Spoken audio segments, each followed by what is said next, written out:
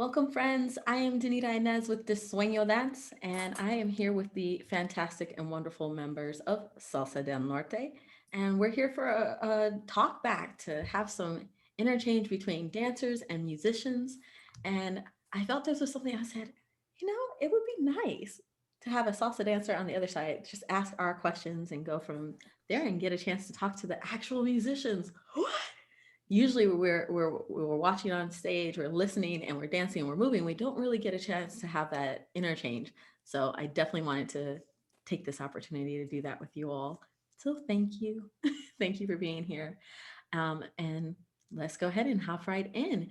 If you would like, you can just say your name, what you play, because I know you play a lot of things. I watched your online concert. Ooh, yeah.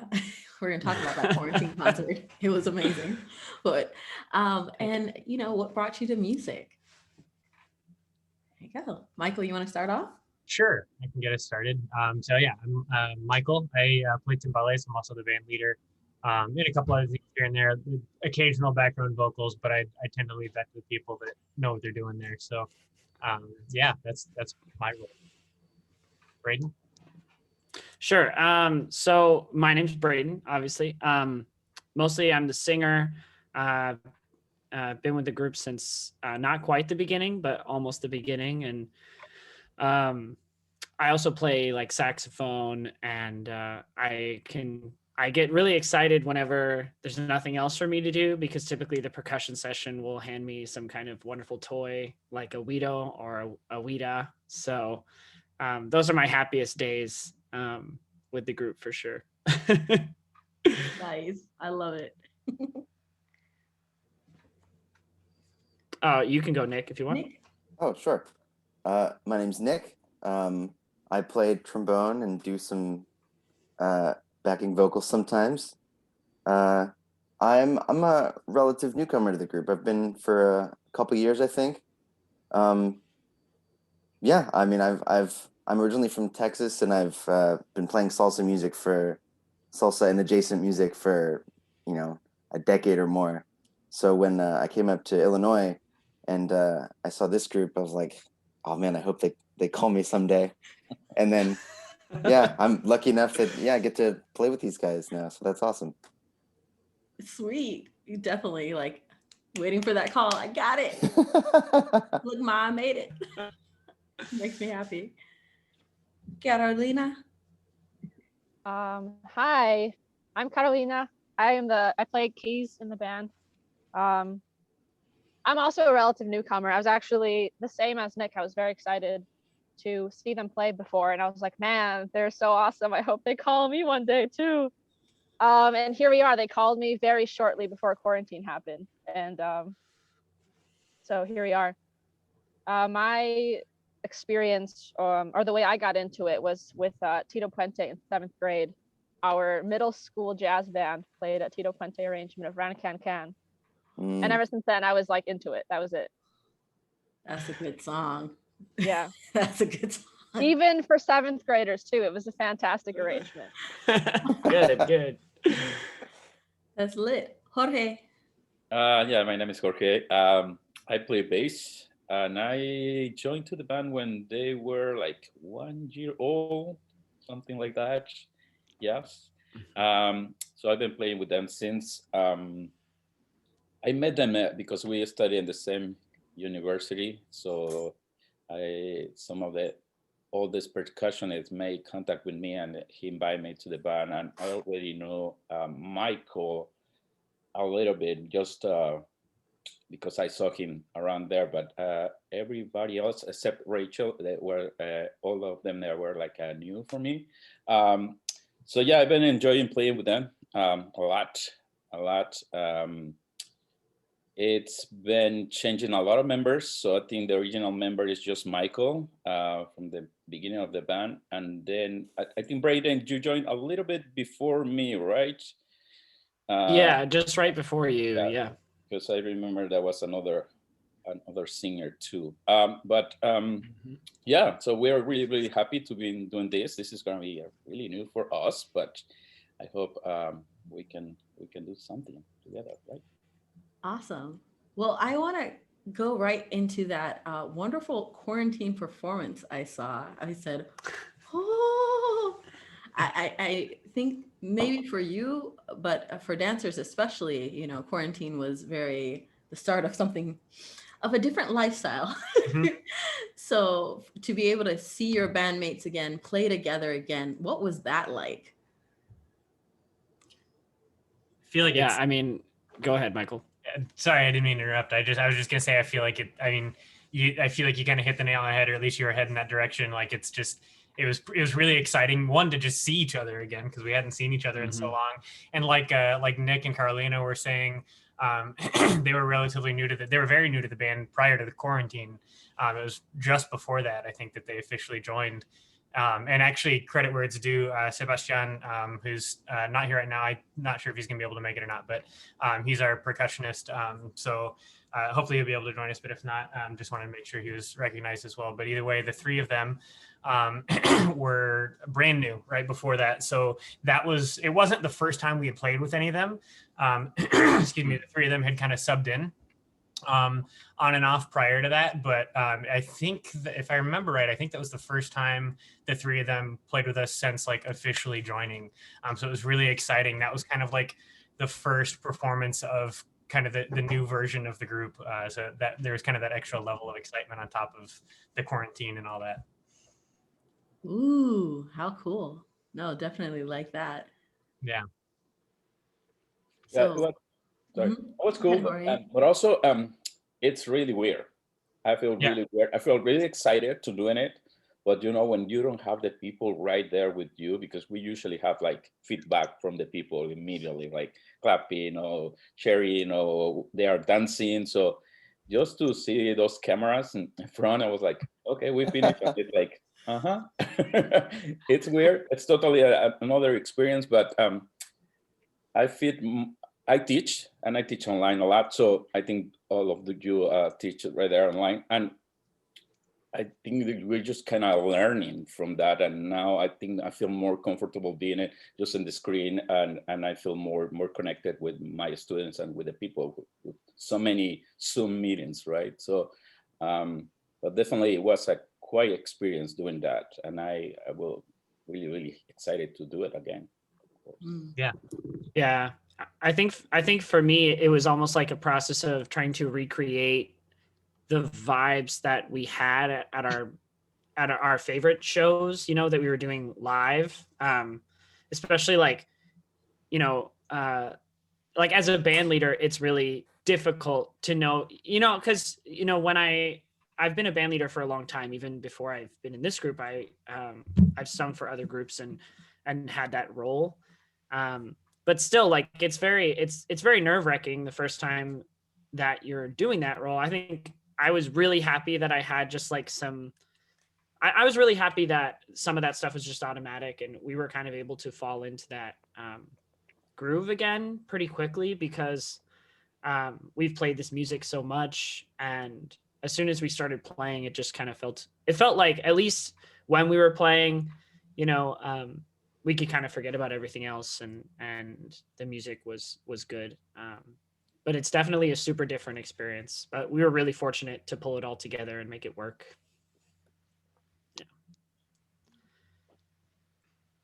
Yeah, Braden, I just gotta say you did a really great job leading that because it was so awkward. It was like song is over and like nothing happens, and I'm just like, oh man, was that bad? Was it a bad song? Did I mess up? Like, you're not used to hearing dead silence afterwards. And I remember I was like reading the messages on the live stream. I'm like, oh, so and so says hi, or like, oh, this person's uncle says hello, and we're like responding to the comments in real time. It was goofy, but yeah, you did a great job making that run smoothly. So Thanks. Absolutely.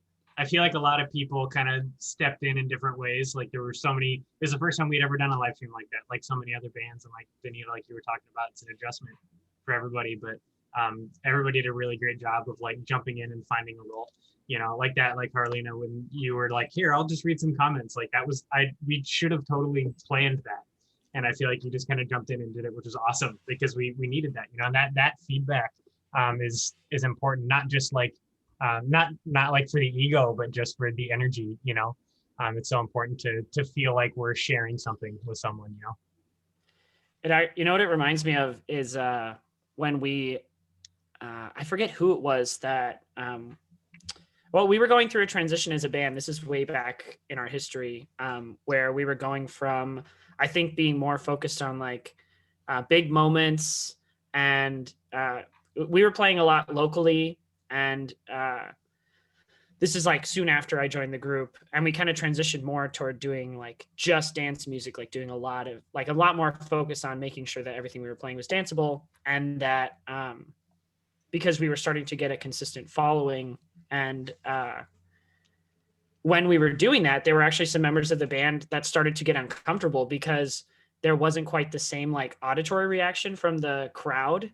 Like they were like, what's happening? Like now when I play, like the audience isn't like screaming or yelling or anything.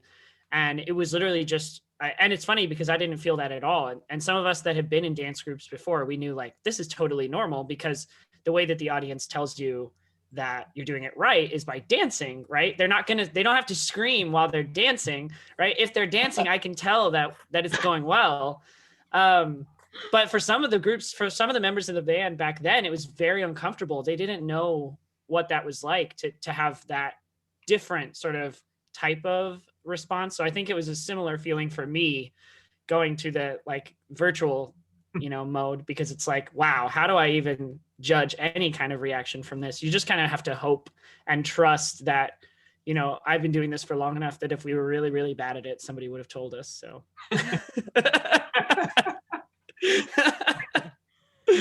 Yeah, but no, getting those comments, that feedback, that loop, I feel like it's really, really different. I like the live aspect of that was open for the stream. I thought that was really ingenious to do. So I was like, yes, y'all. How did that come about? Did you guys, you're like, we're gonna make it work, or like, I couldn't. You mean the stream? Mm-hmm. I feel like it was kind of like that was because that was in what, November? Is that right? Something like October, November, somewhere in that ballpark. I've already forgotten. Time is just all one amorphous blob now. But I feel like around that time I started seeing a lot of other groups doing stuff like that, and I was just kind of like, and I talked to probably a couple of you guys. I can't remember exactly who, but like a couple of us had just been in touch in general anyway, and we're like, we should really do that. Like we miss playing together. It's a great excuse just to get together and play. And I think that was kind of one of the final deciding factors. We're like, worst case scenario, we come out of it even at a little bit of a financial loss, and almost nobody is there to watch. We still get together and we get to make music, which at that point we hadn't done in, I mean, at least 6 or 7 months, in terms of like an actual like performance setting. So, I think that was one of the biggest driving factors, was just kind of like we were talking about before, the opportunity to play together, to make music together again, kind of regardless of the outcome. And having people there to enjoy it with us and all that is just kind of like, I feel like that was just kind of a bonus. But we also got lucky that we have some good friends that do audio and video production, and they pitched in to help us out quite a bit, and they were responsible for, so we have real-time media productions that's run by two of our good friends. Those of us that went to NIU know them from there, and then actually my fiance as well helped with all that, because that's what she does professionally. So so it was a really great kind of like collaboration amongst friends. And like Sebastian, it was his cousin, I believe, that lent us that space. It was a mansion up in what's the name of that town? Barrington. Barrington, thank you. Up in Barrington, like I think they use it normally as like an event type space, and they lent it to us. It was a really, really generous situation that we were very, very lucky to have. So I think it was kind of like, it obviously took more than just the 6 of us coming together, so it was really great that we that we knew the people we knew that were willing to pitch in and help out. And, it was a kind of, I think, in as much work as it was to put together, there was a lot of luck involved, and just, I guess maybe I'm just grateful for the people that were able to kind of help out with that and make it happen, Awesome. I have to say thank you for that effort. I thought that was amazing. because it was an excellent time to just jam out. For dancers on our side, we also haven't had, that live music experience where the band is playing and the dancers are moving and, the lights of the nightclub. And so that was a very nice moment. Like for me personally, I was like, oh, feeling it. Um, but I do have some questions for you in terms of dance and music's kind of connection. I feel like, especially in this genre of music, the dancers are, or dance is kind of an integral part of it to me because I'm on the dance side. But I was just wondering, for musicians, like how much do you think about the dancers when you are playing music or composing music or thinking about like how your performance is going to go? Like, is that a thing? Is that not a thing? I'd love to kind of hear everybody's take on this personally, because I think it's probably going to be a little bit different for everybody. I have a lot of opinions about this for sure, because because I'm part of the sort of writing machine for this group, and especially when we were working on the album, which came out 2 years ago now,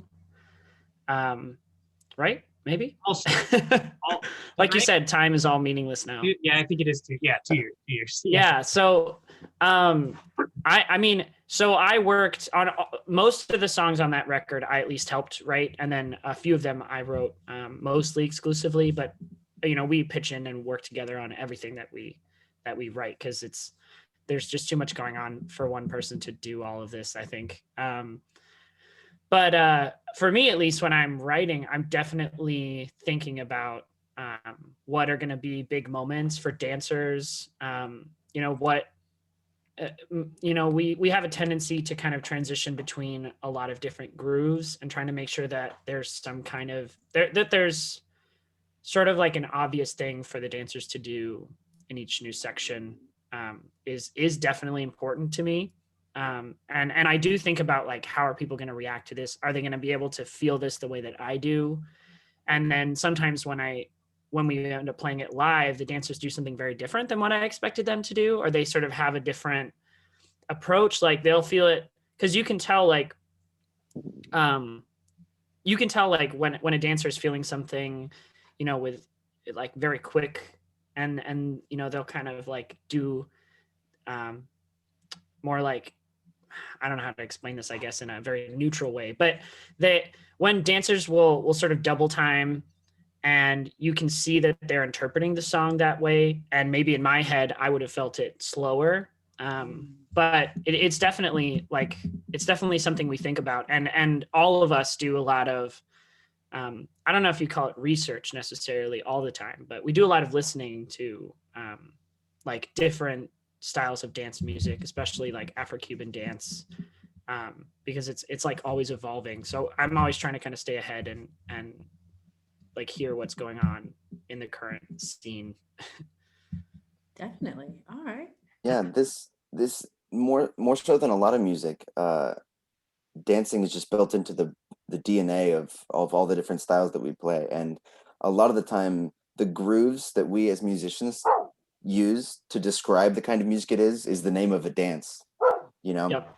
So yeah, sure, you can play this music without dancers or without dancing, but it's never going to be totally absent. It's just part of how the music is felt. Like even before the majority of the music starts, you just hear the clave, and instantly there's like a dance energy that it just begins, and you can't wait for it to unfold. Like it's just a part of the whole experience. You can't separate it. Mm-hmm. Yeah, and it's just like, it's transformative too, because when you like when we've, especially in shows where everybody's dancing, or where we have like particularly talented dancers that come,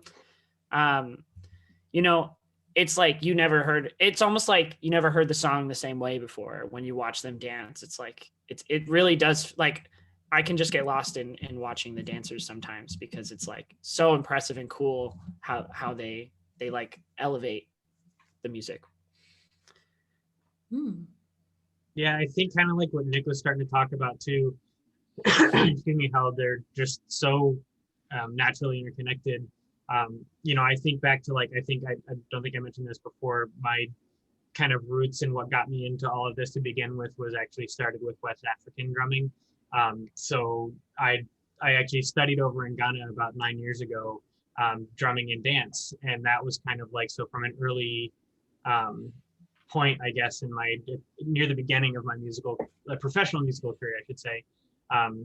I feel like it was very deeply ingrained, how interconnected those things are. And because I learned both sides of it, as I went on and learned other styles of music that came out of it, whether it's things like calypso, things and steel pan, those practices, as well as Afro-Cuban music and everything, all the different literal millions of branches that have come off of that.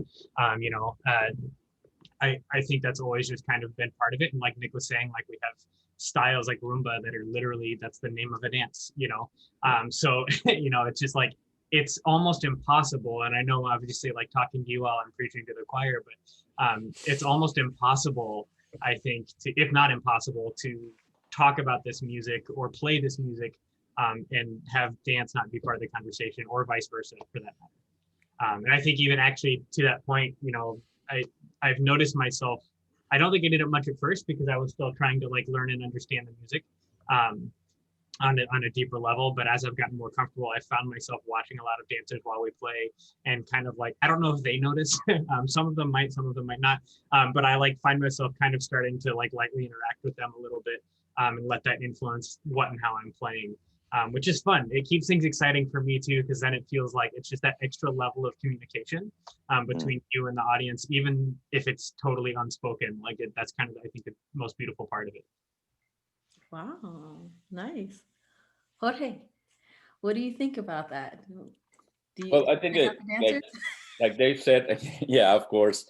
There's a phrase, I don't know if it exists here in United States, but I heard in Mexico that the musicians, we don't dance. And I think it meant that when you are a musician, you don't like dancing, but also because you always play and you don't dance. But I come from a place that we always dance. I learned dancing without taking any lessons, because I grew in Mexico, and just seeing my aunts and my mom and other people in the parties when I was a kid, I just start dancing without any say, okay, you have to do this. It's just something natural. And besides Salsa del Norte, I've been playing in other bands that play traditional music from Mexico. And dance, it's something that is not a part of the music of the musicians. So everybody, dancers and musicians, are mixed together. And this kind of music we play that's called Sonja ocho. Suddenly the musicians, they just put your instrument in the back and start dancing. So it's their turn to go in the tarima and dance. So I think for me, it's very important having that connection with the people, with the dancers, because I like dancing too. So when I saw the people dancing, it's just get more inspired to keep playing. And also I learn a lot just to see, oh, wow, that was cool. That movement was cool. So I can try it probably next time. And so I think this music, and probably any music, starts with that, right? I can just think about, all right, 100 years ago, 1,000 years ago, well, the people are making music, they need other people there, and they start dancing. So I think they're a whole thing. I don't think they are separate. They're just mixed right there. Probably the society is starting to separate those music and dancers, but I feel a strong connection. And if there, and I think that was one of the reasons I feel really weird when we didn't have that feedback when we were doing the show online, because it's really fun, really interactive, this kind of music, when we have other people right there. Otherwise it feels kind of empty for me. So yeah, I think that dancers are part of the same thing, the music and dancers. Yeah. No, I feel that. I feel that. That cyclical connection, that interaction. That's awesome. Carolina, you want to share with us, friend, how you see the interaction between dance and music? or musician? Yeah, I've been trying to think of a way to say this in English that's not too heady. Oh, Um, because the only thing I can think of is this um like this current sort of like once you're, once you get into the groove, you kind of like fall into this current that sort of like carries you, whether that be like physically stepping, dancing, or moving, or like playing montuno or playing, percussive instruments. Like you're all part of that same current, sort of like riding that dance wave. mm, So I don't know that I've ever necessarily thought about dancing or dancers particularly like with my mind, but with your body, you are dancing too, in a way. Mm. I don't know if that makes any sense, but I've been trying to formulate it while, no, I like that way. I was like, Yeah. oh, I can visualize this. Like as a dancer, I'm just like, yeah. Yeah, like if you Alright. get it, you get it. You don't have to think about whether you're getting it because you're in it. Yes. When it like stuck. clicks, when the gears connect and they start, Yeah. yeah. And that's part of how we teach music, because everyone here has done some amount of teaching, I'm sure. And like part of, at least I think, like part of my approach to teaching music has always been like, you need to internalize this rhythm in some way into your body. And often like some kind of dance is the best way to teach kids to do that. So like dancers, I guess it's interesting to note that like a lot of times musicians will have little tricks, like little parts of their body that they move if they're not able to like totally dance because they're sort of limited by their instrument. Like I'm always moving something because it's just part of like the process of getting the music, like you said, sort of being in the current, you're going to be moving. Yeah, and there's just something infectious about the seeing dancers and seeing just the energy that's radiating from everybody. Like I'm by my nature, I'm not a super extroverted, showy, flashy type of person, but even in my own like horn player way, I'm dancing to some extent while all the music is playing. It's just you can't help it. It's like, it's like you're grooving. You're like, hey. As a person who played the euphonium for a quick minute, I appreciate that. I'm like, yes, groove however you can groove. I love it. And Oh, I man. feel like for dancers, well, for me, when I would be dancing, I'm like, can the musicians see me? Do they think I'm on beat? I had all these kind of running thoughts in my head where I'm like, I missed the drop. How did I miss the drop? Or things like that. Or I'm like, did you see me hit that? I did that one really well, or this is the 1-1 co section. I'm doing it. Are you watching? I always had those thoughts. I was like, is this even a thing to have these thoughts? I'm like, are the musicians even thinking about dancers? Because yeah. Do you like it when dancers like change their style to match the section of music you're on? Is that a thing? Can I ask? Oh yeah. Yeah, I mean, especially for us, I mean, you're talking to like exactly the right group to ask that question, because from a songwriting perspective, every song we have, if you listen to our album, every single song we have, it's got like 6 different dance styles on it, which is almost like compulsive for us. Like it's almost a problem. Like we have to like take sections out often because we're like, this is too much. There's too much going on. People are not going to follow. The idea, like the possibility of having a dancer that does all of this is so low. But no, I totally think about that. Every once in a while, actually, it's like I'll transition to a part, and then if nobody gets it, it's just like, dang, I got to rewrite that in some way to make that so that people get what I'm trying to do. Because I love when you hit a new section and the dancers all just know, especially if they've come back and enjoyed our music multiple times, because like you kind of get to know the songs and man, it's so great when they like react almost instantly to what we're doing. That's super cool. Oh, nice. That's like, ooh, yay, validation. Because I feel as a dance teacher, I try to tell my students, you have to listen to the song, like actually listen to the song. And the musicians are kind of giving you a roadmap is the metaphor I use, but I'm like, yeah, they're actually giving you kind of like the cheat codes. Like this is this section and you can do this kind of stuff, and this is this section and you can do this kind of, and like all the options therein, and and kind of do it your way. But if if you're listening to the music, you can kind of like groove with it. And I'm like, yes, do that. Let us do that. There's something really validating when people like, because there's so many levels and layers to appreciating music, right? Like if something's really heady, you could just be sitting there with your headphones in, eyes closed, and just letting music roll over you that way. But then and then sometimes you're playing for people and they're just kind of in their chairs, just kind of digging it, whatever. But when you see people dancing, it feels like they understand what you were trying to do on such a deep level. Like, and it's very, like I said, validating. It's like, yes, you get what I wrote this for, because it came from somewhere. It came from an experience or something. And then when someone else is dancing in a way that they're on the same wavelength as you, it's such a great experience. I think along those same lines too, like there's there is that validation in people like Janita, like you were saying, following the different sections.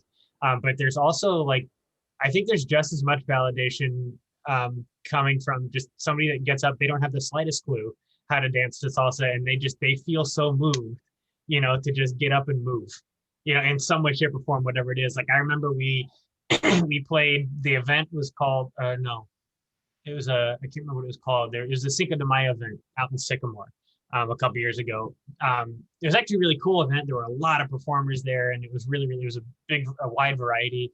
It was really cool, but like they also had a lot of food vendors there. Like it was an outdoor summer festival type thing. And it was hosted by a restaurant. So it was like really based around the food. So the whole time we were playing, a large majority of the people there were sitting down and eating. And like that to me was a weird experience. There were people dancing, but those were, so like there were maybe, there had to be hundreds of people there. There were maybe 20 to 30 up and moving in any way, whether it was dancing or simply walking from one place to the next. And everybody else sitting down, eating, chatting, whatever. And that's fine. Like they seemed like they were happy, having a good time, but it is weird to not get that response. Kind of like what we were saying about the live stream, especially when they're right there in front of you. Then you have that question of like, am I doing something wrong, or are they just enjoying the food? Like it's kind of hard to tell. And I think as an artist, you kind of always have that, like it's hard to not question what you're doing to some extent. So I think that absolutely plays a role too. But, you have that, and then you have other places like, especially, I don't know what it is. There's an energy when we play at, especially at Two Brothers Roundhouse and like Hunky Tonk Barbecue.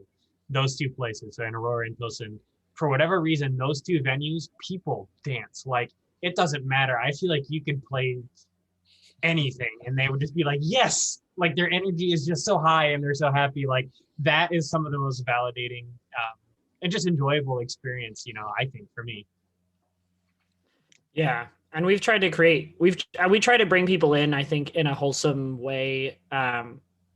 I've seen a lot of salseros, and everybody has a different approach to like how to get people to the dance floor. I think we all definitely remember like going to weddings and just having the like hyper aggressive band leader who's like, if you don't get on the dance floor right now, then you're a worthless piece of garbage or something, like I'm sure that it's an exaggeration, but that's like some people approach it from the like, I'm just going to bother you until you start dancing. And once you come out here, you're going to have fun. So who cares?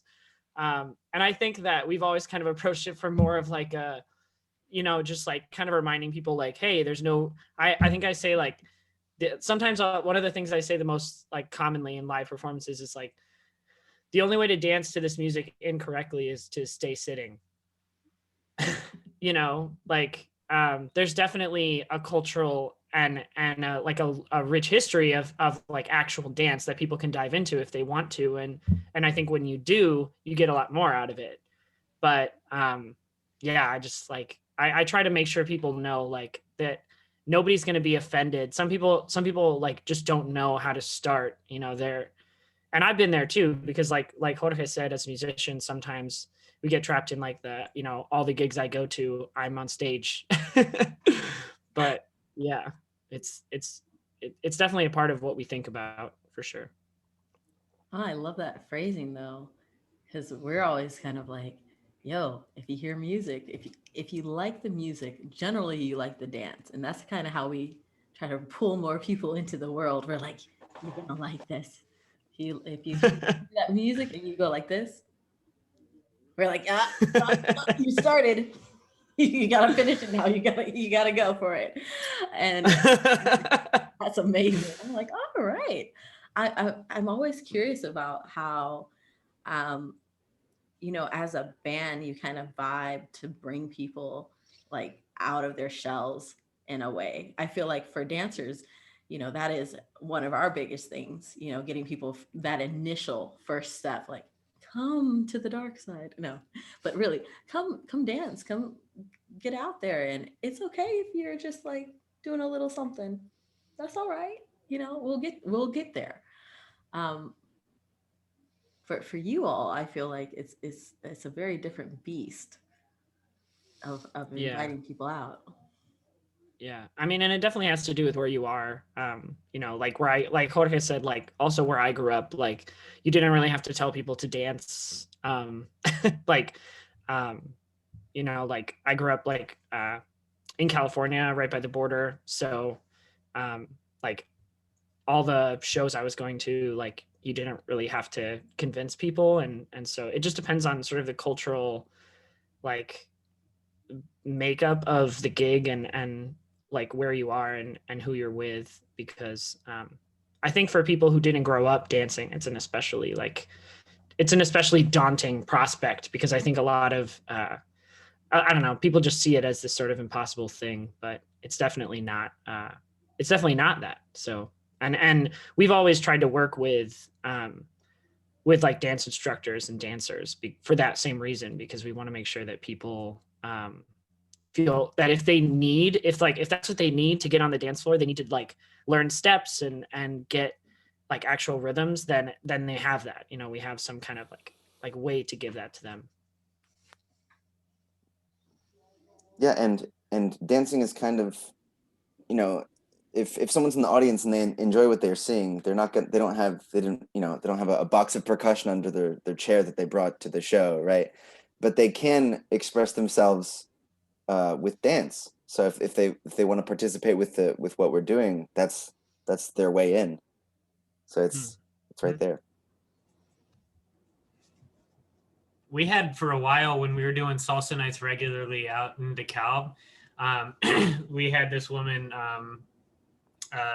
Carolina Hernandez, that's from Bogota, that we actually hired her to come and do dance lessons like at the beginning of our salsa night. So before we played, she would have like 30-45 minutes to just like run some tracks, and she did a great job of like doing a wide variety of styles and just like getting people out onto the floor. And it was beautiful because like that, like you all are talking about, she did such a great job of breaking the ice, and that like it got people out, and then it didn't matter if they knew what they were doing or not, they felt comfortable being out there. And I think like you're all saying, where it depends kind of where you grew up, us being here in the Midwest, there's not like an unending amount of like salsa music or just Afro-Cuban music in general where people are like, oh yeah, I hear this all the time and I know what to do with myself, like so it takes a little bit of coaxing sometimes. And now, I mean, credit where it's due, Braden, you do a great job of that too. Like when we don't have somebody like Carolina there to help break that ice, like you do a great job of like making people feel comfortable. It's like, it doesn't matter. You used to have a line, I don't remember exactly what it was, but you used to have like a line that you said at almost every show about like, if you're like moving in your seat, you should get up. It was very smooth and well done, and every time it got people moving. I'm just horrible at it. This is why you are the front person and not me. But it was, both of you, like, you've done a really, really great job, in those situations, getting people out. And that's so important, just getting people to feel comfortable, especially when you're in an environment where they don't necessarily have that background to feel comfortable going into it. Yeah, for sure. Right. I have one more question, friends. If you could say one thing to dancers, what would it be? Like either about the role of music or what they're doing, or like in terms of inspiration. I'm just always curious, like what would be a tidbit, because I feel like as dance instructors, we pour into our students so much, but I feel like a musician would have a very different take on like what dancers should be doing or could be doing as options. So just a thought. Yeah. Hmm. I want to chime in for a second. Oh, sorry, Jorge. No problem. And just probably say, think less and feel more. Just don't worry about it. Just go out there, and your body will tell you exactly what you're supposed to do if you're listening well enough, I think. Yes, Mm. definitely. Yeah, you steal it from me. I was thinking something the same, like just go there, you know, take the risk, stand up and just move. Because I always amazed for the people who doesn't have rhythm, you know, because if I try to do what they are doing, because they are feeling something, right? They are feeling something. Even if we have like a very, okay, this is the rhythm and we work with that, right? But I see some people sometimes dancing and the rhythm is super awkward. And I was like, wow, how can they do that? Because they're feeling and they're just moving, right? Even if the music is so slow, they're just moving over here. It's like, wow, that's amazing. So I always said that no matter what, so you just go there and try. Well, who cares if you know how to dance or not, right? So I think that will be something that to dancers, even professional dancers or whatever. I think you just try, right? Even if it's really music that you don't know. Because Oh, I love I that. was playing in a gig. I think it was in Chicago. Yeah, it was in Chicago with this traditional band, and suddenly these white guys come. It was and the neighborhood was a very white neighborhood right there, and he knew some dance from Irish or Ireland, Mm. and they use a lot of the feet. So for the music, for traditional music, I play with the other band. They use a lot of the feet too, right? There's a lot of zapateo. So this guy, he didn't know the music, but he just feel it, and it was kind of similar what he used to dance, and he started dancing. I was like, wow, that's amazing, because it matches with the whatever we are doing, even if he's doing something that is totally different, like they supposed to dance, right? Mhm. So I think that will be my kind of no advice, but something that I suggest to the dancers. Oh man, I wish I could see an Iris Zapateo now, man. Oh, That's all I want sounds now. amazing. That was super cool. That would work. Yeah. Yep. Yeah.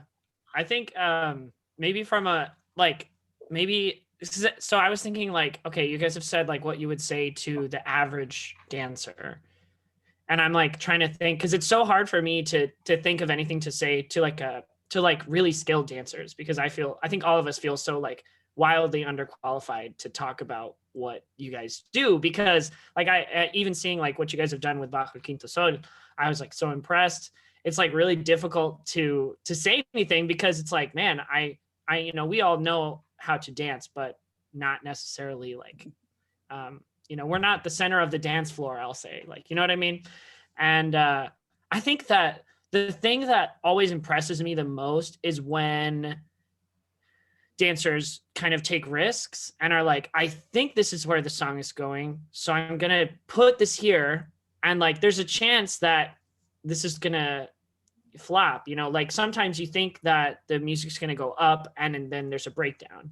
And sometimes you think that it's going to transition into a new section and instead it repeats back. And so you're kind of left being like, oh, you can see sometimes the dancers are like, oh, I thought this was going to go somewhere and it didn't go anywhere.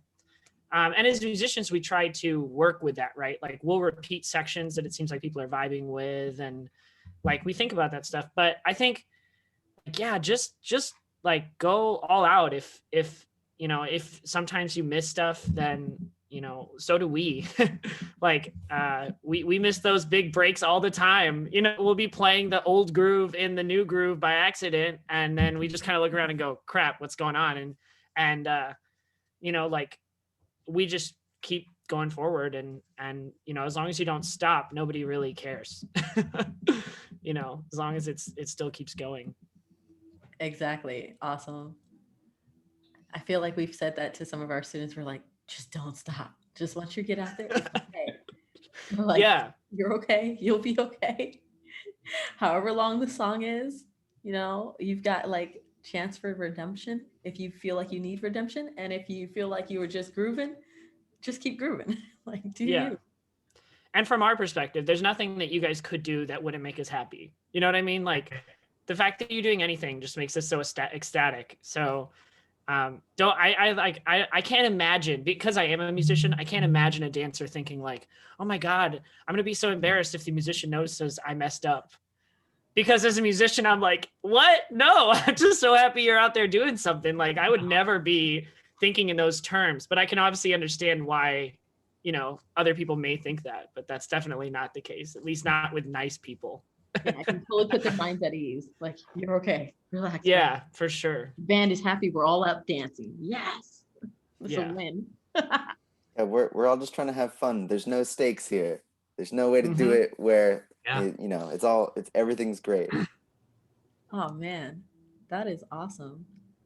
Well, friends, I'm just like, thank you so much for taking an afternoon with me to answer some questions and kind of chill and hang out.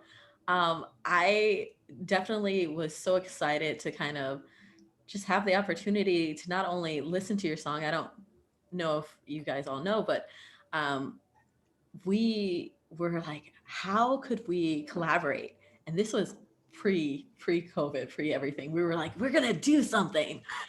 We were so excited. And then this happened, and we said, well, I still want to really, really collaborate with you all somehow, some way. And I actually took the song into like one of our first times getting back together, you know, socially distanced, masks on, all that. But having everyone moving and dancing and grooving to that song was just amazing. And we were like, okay, we want to make, you know, a mini combo that we feel really kind of fits the groove of this song. And afterwards, people were like, what song was that? What song was that? I was like, y'all, I will send you link to the band. Guess what? It's a local band, because you know that's my thing. I'm such a music person. They know. They're like, Danita's always gonna play the good music. I'm like, yes, I am. And I'm gonna tell you who's local and where to get it. So I'll definitely drop links to where they can get the song. And I do want to say thank you so much.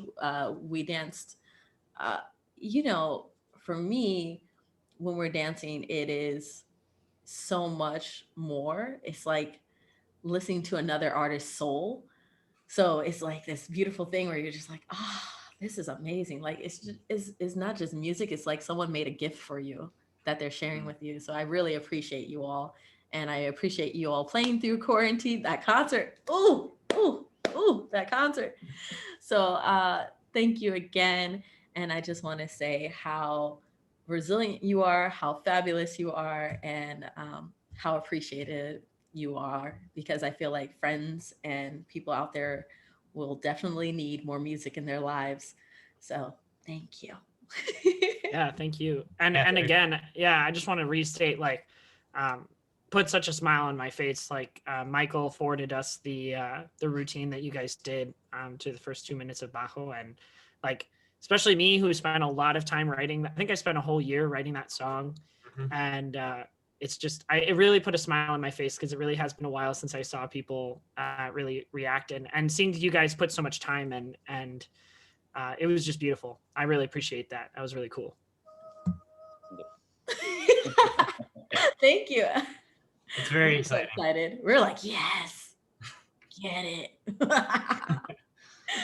Well, this is the end of our session, friends. So the thing that we do with Desueño is, because we're dancers, we do a circle clap just to thank each other for our collective energy and everything together. So all you do is clap in a circle, friends. Ready? 1, 2, 3, go. And thank you all for your energy. I truly appreciate you. Gracias a todos. And I hope to be dancing with you all soon. Likewise. For sure. Have Likewise, a beautiful rest of igualmente. your day, friends. Thank you, Linda. You too. You too. Thank you. Bye.